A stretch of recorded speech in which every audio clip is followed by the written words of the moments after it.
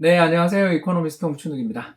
최근 코로나19, 코비드19 바이러스 사태 때문에 전 세계 금융시장이 엄청난 충격을 받고 있는데요. 이 관련해서 전 세계 경제 전망 기구들, OECD와 IMF에서 나왔던 최근 보고서들을 한번 소개해 드릴까 합니다. 먼저 3월 2일, 좀 됐죠. 이 3월 2일 날 발표됐던 OECD의 세계 경제 전망 보고서를 살펴보면 2000년 경제 전망을 0.5%포인트 정도 하향 조정했습니다. 그래서 얼마가 되냐면 2.4%로. 최근에 언론에서 보도되는 그런 비관적 전망들에 비하면 꽤 낙관적이죠. 왜 그러냐면 이 발표 시점이 3월 2일이라 이때만 하더라도 한국, 이란, 그리고 이탈리아 정도까지 아웃브레이크, 그러니까 전염병의 급격한 확산이 벌어진 지역들이 국한돼 있었던 시점이라서 경제 전망들의 하향 조정 폭이 그렇게 크지 않았다 볼 수 있겠고요. 특히 절정을 지나 진정되는 것으로 보이는, 물론 중국 통계를 믿을 수는 없습니다. 아무튼 절정을 지나서 진정되고 있는 것으로 보여지는 중국 경제 성장률은 올해 4.9%, 작년이 6%였으니까 굉장히 성장률의 하향 조정을 크게 했습니다. 참고로 한국 경제 성장률 전망은 기존 2.3에서 2.0으로 내렸네요.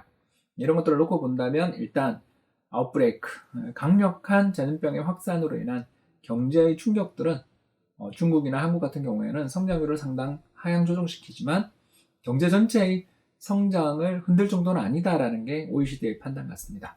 물론 이 대목에서 그 뒤에 나온 국제기관 보고서는 없냐 질문하실 것 같은데요. 바로 IMF에서 세계적인 경제 전망기관이자 또 이 유동성 지원기관이 국제통화기금 IMF 아니겠어요? IMF에서는 매일처럼 블로그를 통해서 IMF에 이코노미스트 블로그가 있습니다. 그 블로그를 통해서 재밌는 보고서들을 계속 내놓고 있는데 이번에 나왔던 그 경제전망 보고서 그림에 지나가고 있죠. 이 내용을 간단하게 소개를 시켜드리자면 코로나19 사태는 과거 경험에 비춰볼 때 수요와 공급 양 측면에 걸쳐 상당한 경제적 충격을 줄 것 같다라고 부정적인 이야기를 좀 하고 있어요. 그리고 전염병의 확산이 진정되기 전까지 공급자들, 그 기업이죠. 그리고 소비자들, 그리고 더 나아가서 이런 경제적 네트워크, 그 기업과 근로자들 사이에 경제적인 그물망들이 존재하는데 여기에 심대한 충격을 줄 수 있다는 거죠. 즉 일시적인 사건 충격이 왔지만 이걸 그냥 내버려 두는 경우에는 어떻게 된다? 기업의 파산이라든가 또는 근로자들의 항구적 실업, 구조적 실업으로 이어지게 되는 경우에는 상당한 앞으로 후유증이 나타날 수 있으니 긴급한 정부의 대책이 필요하다라는 강한 권고로 이 보고서들이 마무리되고 있습니다. 특히 이 보고서를 보면은 은행주 주가가 급락하는 것에 대해서 많은 걱정을 해요. 이게 뭘 뜻하냐 하면 금융시장에서 돈을 공급해주는 역할을 하는, 어떻게 본다면 심장 또는 혈액의 파이프 역할을 하고 있는 게 금융기관들인데 금융기관의 주가가 속절없이 폭락하는 것은 신용정색, 앞으로 돈을 안 빌려주려고 하고 또 은행들이 돈을 떼일 수 있어서 이 은행들 위험해지는 거 아니냐라는 공포를 담고 있다는 측면에서 금융시장에 대규모의 유동성 공급이 필요하다. 이런 내용들을 담고 있는 것 같습니다. 자, 이렇게까지 듣고 보니까 조금 의문이 제기되죠. 아니, 그러면 주가가 왜 그렇게 많이 빠지냐? 예, 다른 전망도 있습니다. 어디냐 하면 블룸버그, 세계적인 통신사죠. 블룸버그에서 제시하는 1년 내 불황 확률 지표라는 재밌는 통계 지표가 있습니다. 이 1년 내 불황 확률 지표를 살펴보면 1년 내 미국 경제가 불황에 접어들 확률을 51%, 굉장히 높게 보죠. 그래서 앞에 있었던 IMF나 OECD 같은 경우는 정부가 적극 대응하면 그냥 조금 성장률 조정됐다가 2021년 다시 회복될 거예요. 이런 전망을 담고 있던 거에 비하면 블룸버그의 불황 확률 예고 지표는 금융시장 참가자들의 공포를 잘 반영하고 있다고 볼 수 있습니다. 그러면 왜 블룸버그의 불황 확률 지표가 왜 이렇게 높게 나타나는가? 즉 향후 1년 내 불황 확률을 51%로 측정하는 이유는 블룸버그의 불황 확률 지표가 금융시장 변수를 굉장히 많이 포함하고 있기 때문입니다. 가장 대표적으로 10년 금리 빼기 3개월 국고금리, 장단기 금리차가 최근에 역전돼 있잖아요. 이런 것들, 더 나가서 S&P 500, 미국의 주가지수 같은 그런 요소들을 이 블룸버그의 불황 확률 지표에 대거 포함되어 있기 때문에 금융시장의 참가자들이 느끼는 공포가 블룸버그의 불황 확률 지표에는 잘 포함되어 있다고 생각합니다. 자, 그러면 이제 저의 의견을 물으실 텐데 제 생각은 그렇습니다. 지난 1980년 이후부터 지금까지 세계적인 불황이 4번 있었습니다. 1980년, 1990년, 2000년 그리고 2008년 이렇게 4번 있었죠. 이런 세계적인 대불황이 4번 있었는데 이 4번의 공통점이 하나 있습니다. 바로 뭐냐면 인플레이션이었어요. 세계 경제에 강력한 인플레가 출현하면서 이 인플레이션 충격을 완화하고 타개하기 위해서 중앙은행이 금리를 인상하는 과정에서 불황이 출현했습니다. 1980년에는 이란 회교 원리주의 혁명과 이란 이라크 전쟁 때문에 국제유가 40%까지 올라가면서 국제유가 급등하고 이 과정에서 인플레이션이 발생했죠. 1990년에는 이라크의 쿠웨이트 침공으로 인한 사막의 태풍 작전 혹시 기억 안 나십니까?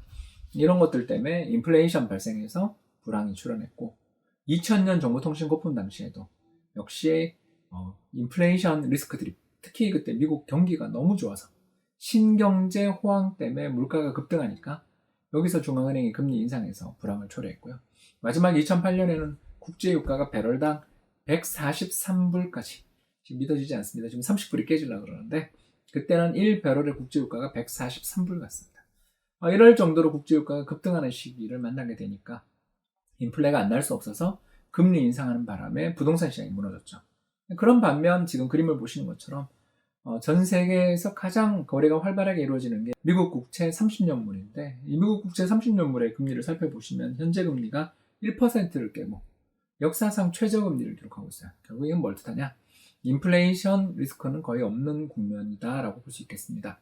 따라서 전 세계 중앙은행이나 정책당국이 인플레 걱정할 필요 없이 돈을 아주 무제한 방출할 수 있는 그런 능력을 보유하고 있다는 측면에서 놓고 본다면 이번 위기가 급박한 경제 위기로 연결되어서 파국으로 이어질 것이다 라는 공포는 좀 과장된 면이 있다는 것은 부인할 수가 없는 것 같아요.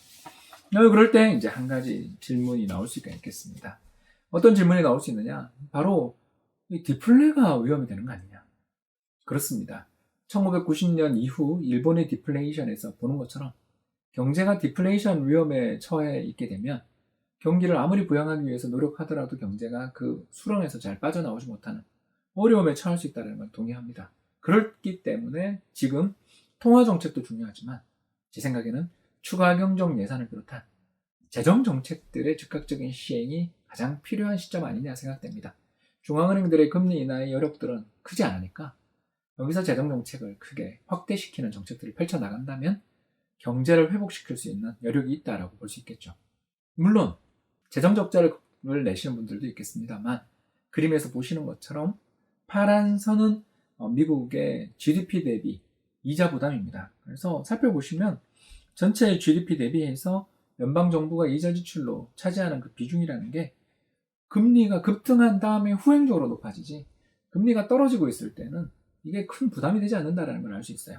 즉 GDP 대비 국가의 절대적인 부채 규모가 중요한 게 아니라 GDP 대비 이자 부담이 중요한데 금리가 이렇게 떨어진 상황에서 정부 이자 부담이 얼마 되지 않기 때문에 적극적인 재정정책을 펼치더라도 현재 경제에 큰 부담이 되지 않는다고 볼 수 있겠습니다. 더 나아가서 우리가 한 가지 더 봐야 될 것은 국제 유가가 급락한 것이 분명 셰일 오일 기업이라든가 일부 기업들에게 부담을 준다는 건 맞는 사실입니다. 대신 국제 유가가 10% 상승할 때 1년 동안 미국 경제 GDP가 0.2% 떨어진다고 해요. 그 말을 거꾸로 생각해보면 국제유가 10% 떨어지게 되면 성장률이 올라갈 측면이 존재하잖아요. 왜 그러냐 하면 기름값이 떨어지면서 소비자들의 구매 여력들이 높아지는 측면은 왜 우리가 생각하지 않느냐. 더 나아가서 국제유가 급락하면서 물가 부담이 제약되면 중앙은행들이 이자율을 더 인하할 수 있는 여력이 생긴다는 점도 감안할 필요가 있지 않냐. 이 말씀 좀 드리고 싶습니다. 지금까지 시청해주셔서 대단히 감사합니다.